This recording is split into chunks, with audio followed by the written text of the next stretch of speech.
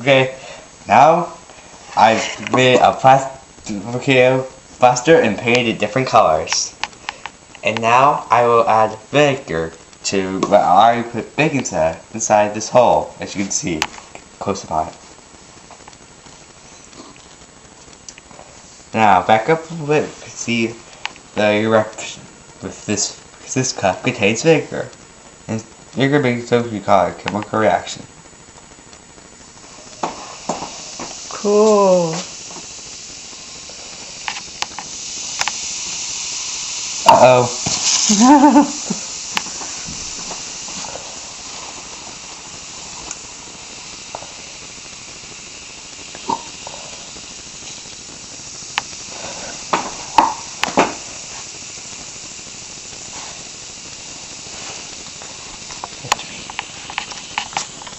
That would not be good if you're living in around there.